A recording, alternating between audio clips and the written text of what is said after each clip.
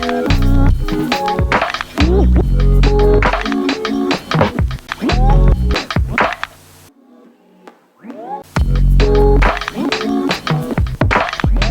welcome back to Smart Martial Arts, the YouTube channel where we go over everything martial arts.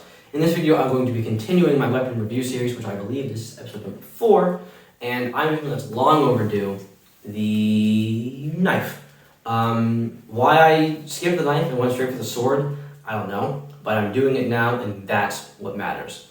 And as this is part of the same series, the criteria is the same. We have multiple ways to use, harm yourself, ease of learning, and the practicality. So I'm straight into it, multiple ways to use. Now every knife, there's thousands of different kinds of knives, and I could go into those more, but I'm not going to put that upon you because that would be unfair. But multiple ways to use. The obvious one is obviously the cut or the stab, but depending on how big the knife is or what style of knife, you could use other things. Like for a karambit, for instance.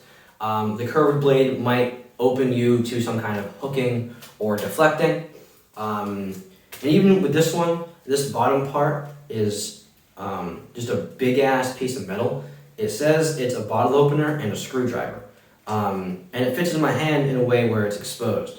So if I am not in a position where I can slice or stab, I can use the back hand of it. Some knives might not have a metal part in the back. They might be plastic or whatever. But the primary uses are the slice, the stab, and then the butt with the blunt part of it. And also this one can be kind of tricky with how you use it. But also just the idea of a knife being there could choose how it goes. If you just brandish a knife, maybe not this one, but if you brandish a knife, someone's going to be like, ooh, I don't want that. So you also have the psychological effect of, oh shit, that's a knife. I don't want to get cut or stabbed. I'm out of here. But other than that, that's all I can really think of. The second criteria is harm yourself. And that can be kind of a risk depending, again, on the knife. Some knives are just like a folder knife. It might just be a straight edge, or not straight edge, but they might just be straight with no like outcropping for like a handguard or a hilt, I guess. I don't really have a better word for it. But something to stop your hand from moving whenever you hit something.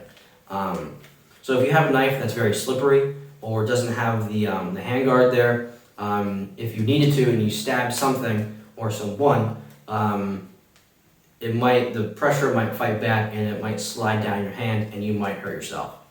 Other than that, you could also have, again, with the karambit idea where you're spinning it, if you want to. I don't really know why you would in a fight, but you could just go up and bang on the top of your arm.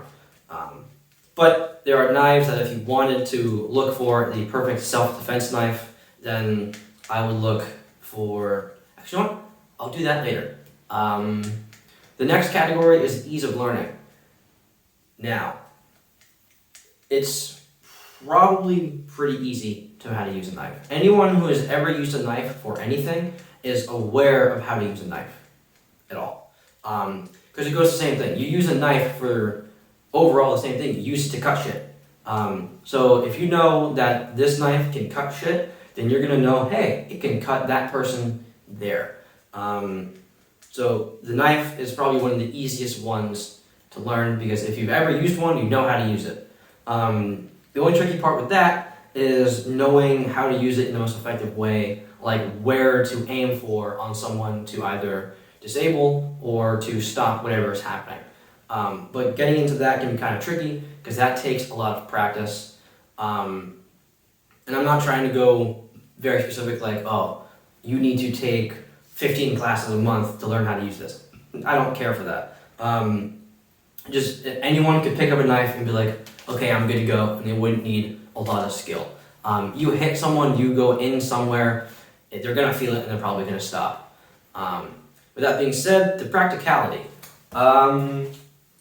Yeah, I think a knife is probably one of the most practical because most of the time you can buy knives that have clips, so you can go ahead and just put them on your waistband, on a coat, on a sweatshirt, in your pocket, wherever, and you're good to go, and no one knows it's there.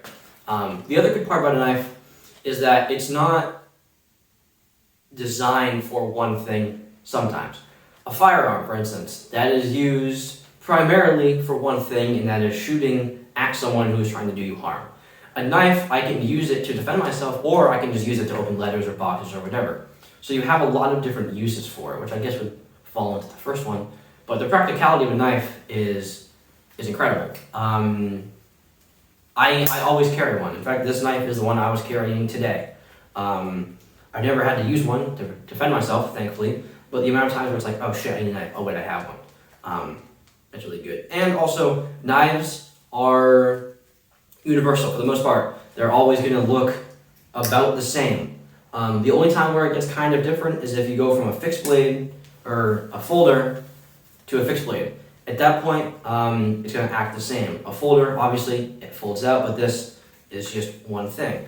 And I'm not going to go into too much detail about what I think is better for self-defense or better to carry. I will maybe do that one later on.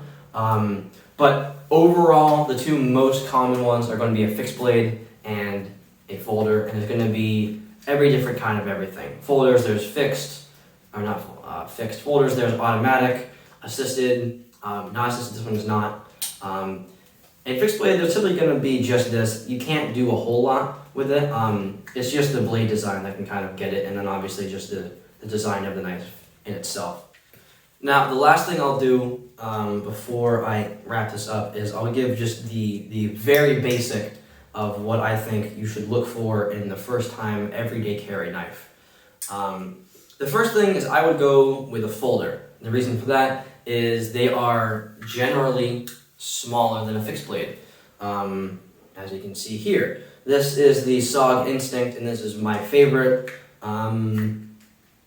fixed blade knife that I own, and it's not even that close. This is the only fixed blade that I will ever carry because it's just super, it's almost made for it. This clip is perfect. The other ones I need a belt for, but this is, so far I don't have that much experience with carrying fixed blades, but the SOG Instinct is the one that I would absolutely go for if you're looking to get one. But back on track, a folder, because it is smaller and it's easier to conceal and it's just overall more convenient to carry. Here, all you need is you need a deep carry clip, I would say. That way, not a lot of it is poking up, so if you moved or you bent over or you sat down, it's not digging into your side here. It's just all down, manageable down by your waistband. From there, I'm not too specific with assisted, non-assisted, automatic, anything like that. As long as it's reliable and you can open it first try. This one's kind of tricky because it's not assisted, but it's rather stiff. So this one wouldn't be the best. But if you had an automatic knife that worked every time and you knew how to make it work every time, that's perfect. If you need an assisted or an assisted where it's just this and then it flicks open, then you're all set. But if you like one that you need to actually have something to do with it, then get one that's a little bit more stiff. Now, I've never had a problem with the assisted knives that I have, that where the deploy button or whatever, because I have buttons, will go off. But if you are worried about that, they do make knives where it is a push button for the automatic, but then they have a lock on it. I never had a problem with it. If anything, it can be kind of tricky because if it's an oh shit situation, you're probably not in the mood of thinking, oh, I have to take the safety off. Where if you need it, you want it out as soon as you can, and you might not have the time to flip the safety off and then press the button open. But to recap that, a smaller, medium weight, folded, with a deep carry clip, and preferably something that has the metal or something heavy on the bottom. That way, if you don't want to go fully into this, you can go into this. But other than that, that's just kind of my basic. One day I'll come back and I'll revisit and I'll really go into detail about what I think the actual best knife that I've ever carried is and what I think you should go for. But for now, I think that'll do it for this video. If you disagree with anything I said, want me to add something, want me to get rid of something, let me know in the comments below. Other than that, I hope you guys have a good day, and I will see you guys in the next one. Have a good one.